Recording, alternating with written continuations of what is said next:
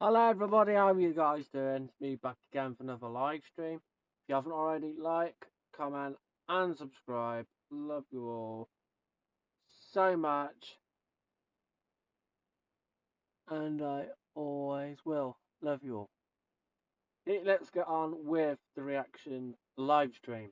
Here we go. I hope you guys enjoy it.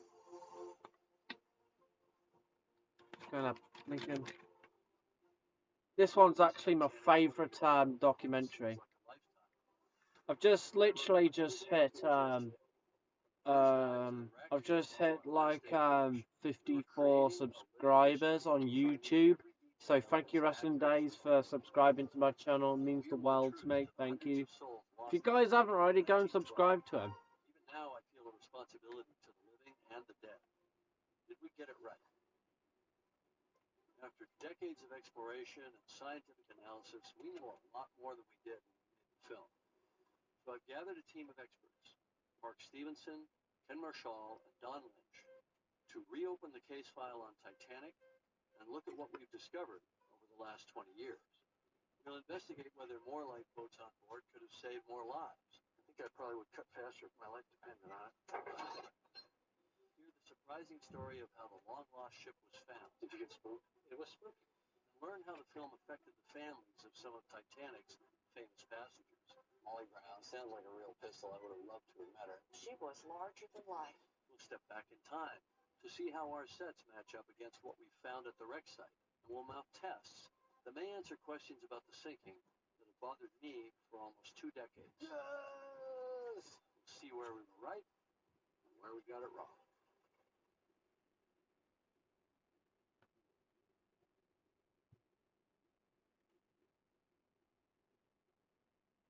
Background and action.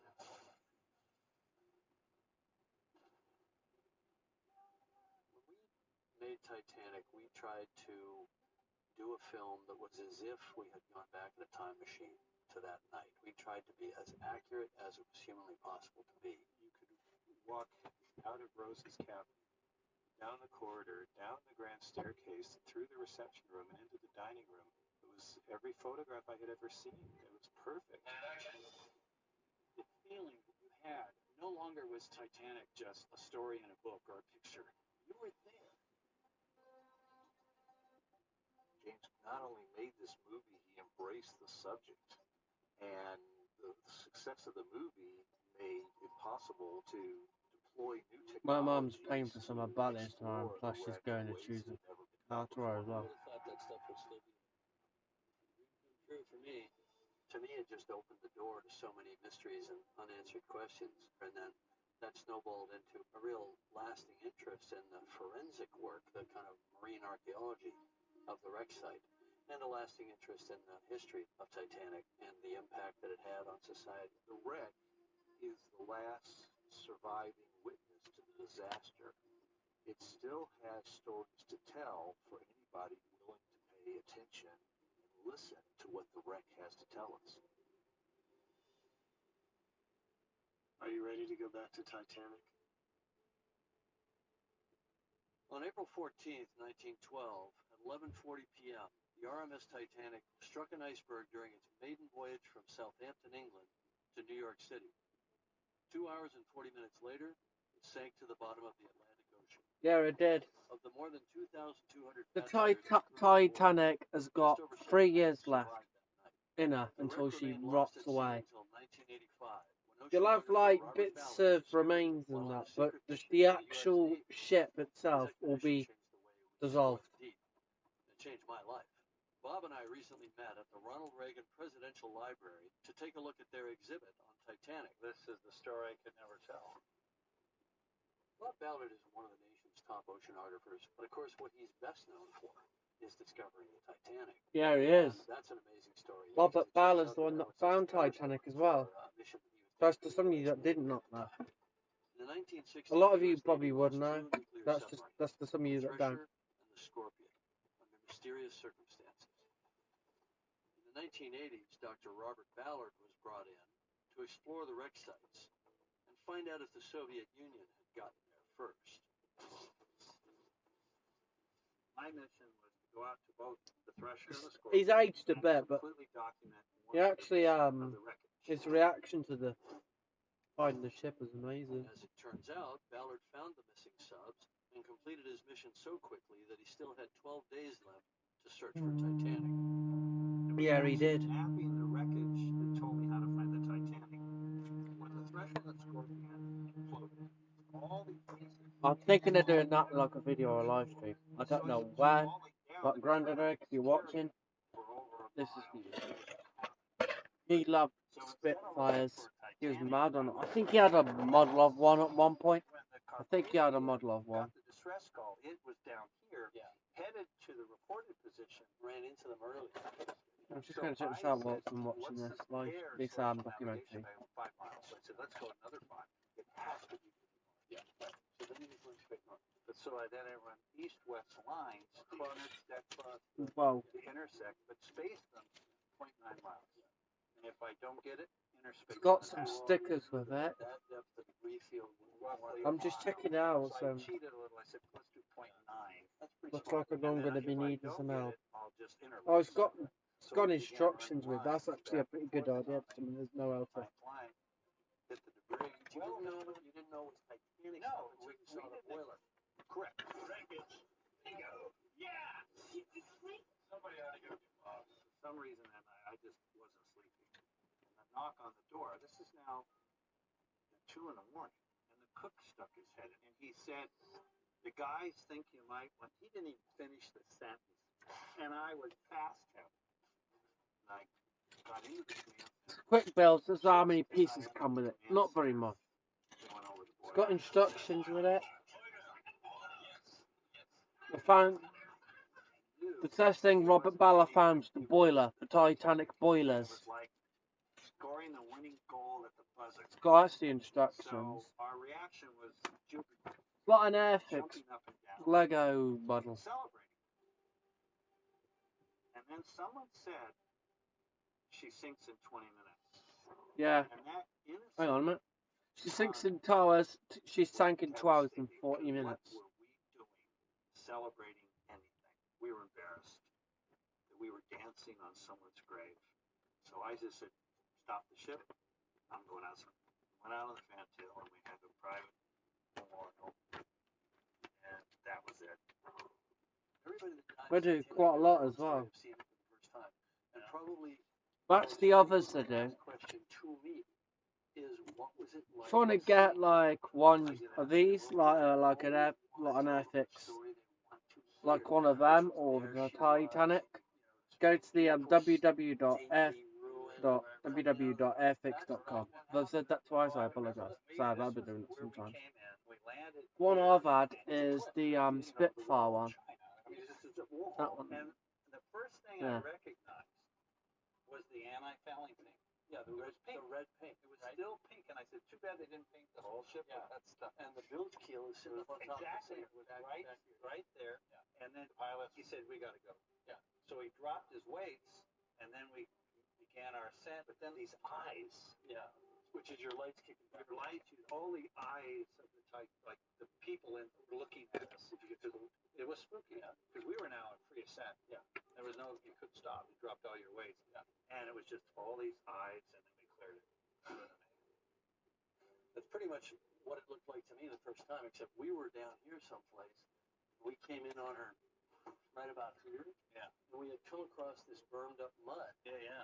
He came up, and we just cleared here, Yeah, right. and then we wound up sitting up here. Yeah. But there's also nothing cooler than coming up on her from. Yeah.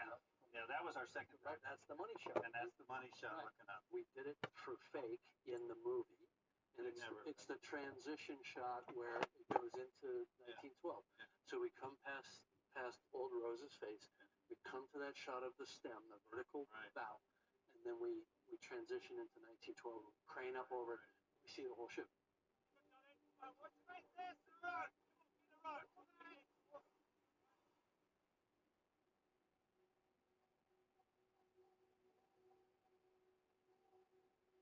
You won't find bodies at Titanic. You won't find skeletons. The bones actually dissolve into solution very rapidly. Yeah, it's true What what anybody James who's Cameron explored the said. wreck finds is pairs of shoes. years for a skeleton to vanish, but the shoes, treated with tannic acid, they won't eat them. So all around the Titanic are the shoes.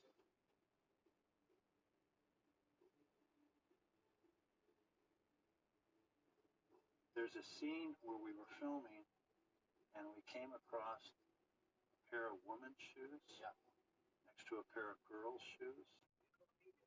Those shoes got on. They were in their cabin because the cabin was all around the destruction of it, and there was a hand mirror next to them, and a comb, and then a bone comb. So I could imagine her holding the mirror as her mother combed her hair and then put the bone comb. Create a whole story. This is the human element. This is what people touched. It's what they lived with. Amazing.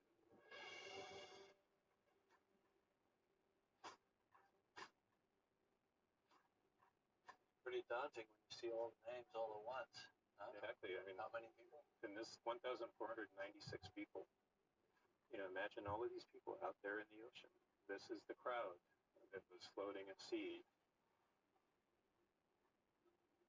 You know, you get so into the forensics of it, you know, and studying the wreck and the breakup of the wreck and discovering the artifact and so on. You really lose sight of the human tragedy.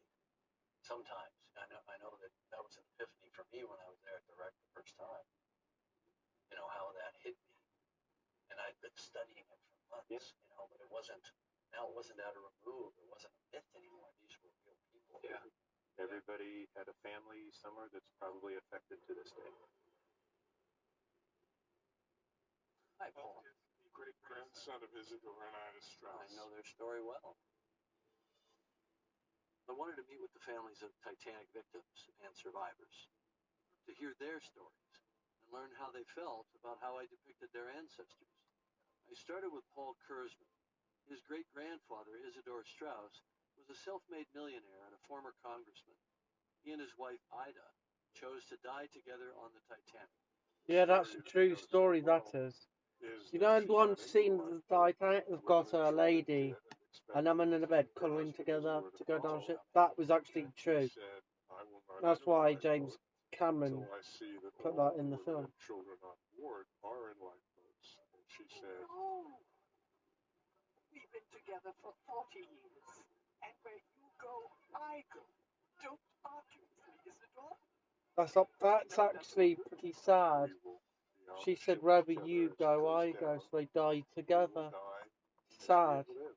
But it's a true story. When they found Isidore's body, they found a locket with the initials Isidore Strauss.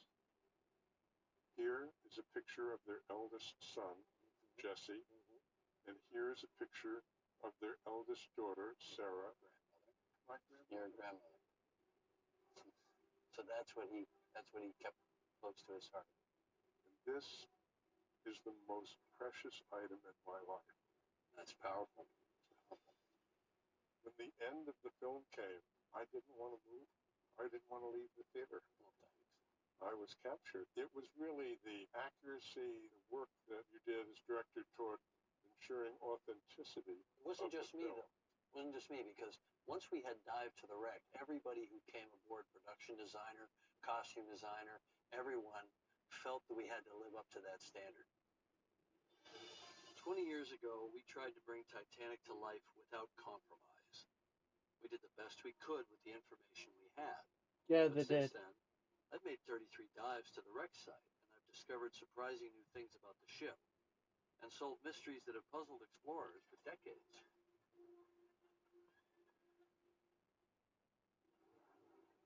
With the movie Titanic, we unearthed every known photograph, pored over architectural drawings, and built our ship rivet by rivet, making sure everything was in its rightful place, as was known back in 1996. Today, at the Reagan Library exhibit, we'll look back at some of our film sets armed with ROV footage from my 33 dives to the wreck to see what we got right and what we didn't. It's quite proper, I assure you. This is the sitting room. Wow, so they've completely rebuilt the set.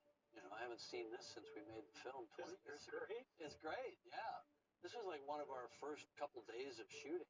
One of the very first things that Kay Winslet and Leonardo had to do was, get naked. We were inspired by this Regency motif that was known to be on Olympic and known to be on Titanic in other rooms. And we placed it into the Portside Millionaire Suite, the three-room suite, because nobody knew what was in it. We didn't know that at the time. I was working in what was not known. The crazy thing about all this is we made the movie in '96, and in 2005 we got into the Strauss suite on B deck, and it looked just like the fake set. The most excited I've ever seen you. Oh man, that was like I was geeking out. Oh, say it's not the clock. It looks like a Say clock it to is me. not the clock on the mantle. Oh my God! Look at the woodwork. Outrageous. It was just sitting there. It was utterly surreal. It was like a little bubble of perfect preservation. Oh, it's unbelievable. If you wrote a screenplay with that, it's almost, like pushing it. Yeah, sure, the clock's going to still be sitting on the mantle. It was. Of course, it was attached for heavy seas in the North Atlantic, but nothing hit it. But no furniture floating around the room. Took it out or broke the glass. That clock holds an important forensic clue. That clock has the time that this cabin flooded. Right. And we know the times on the chronometer on the bridge. So if we can get the time off that clock and match it to the time on the bridge chronometer, we have the rate of Titanic sinking. You're telling me I got to go back down there? Well, there's some muck on that thing. We need to clean it off and see what it says.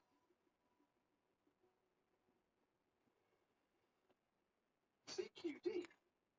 Sir? That's right. QD. Distress call. What's up, position?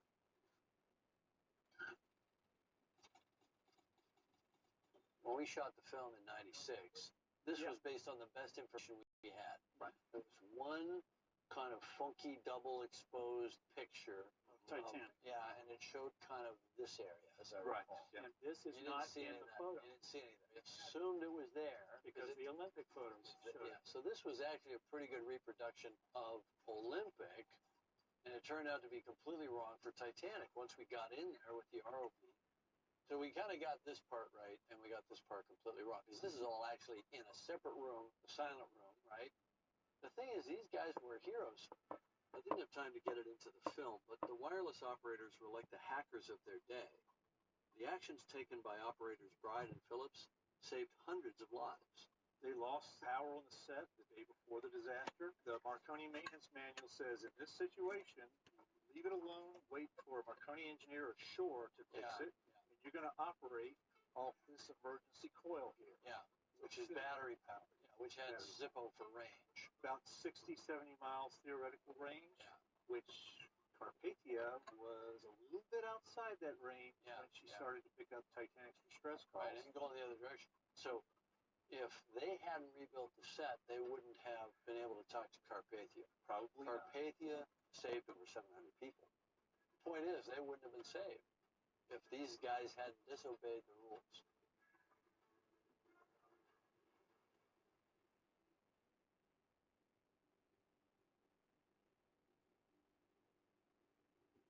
So you want to go to a real party? So this is the grand staircase, which we built it from the plans, the way they actually built the staircase. So the staircase has got a steel footing. Then when we sank the ship, it lifted. Wood is buoyant. It ripped off that footing, and it all floated up. And it actually pinned two stunt players. Fortunately, they weren't. But it was a pretty scary moment. When the wreck was first found, there was no staircase.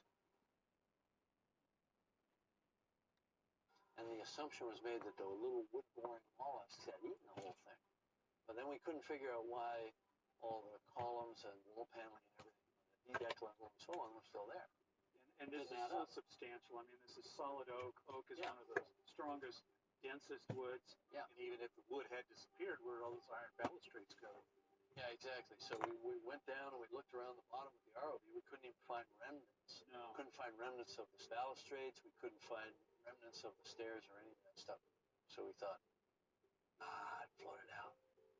It was an interesting, kind of art imitating life. Yeah. Where Exactly. if we hadn't made the movie, we wouldn't have come to that answer, I don't think.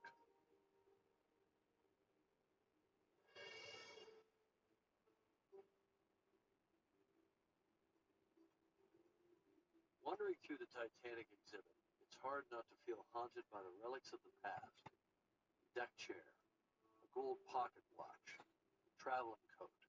You feel the lost souls standing there beside you, and I felt that way making the movie as well. This is Jim Cameron. This is Pleasure to Jerry. meet you. Her grandparents were John Jacob Astor and Sure, Madeline. of course, yeah.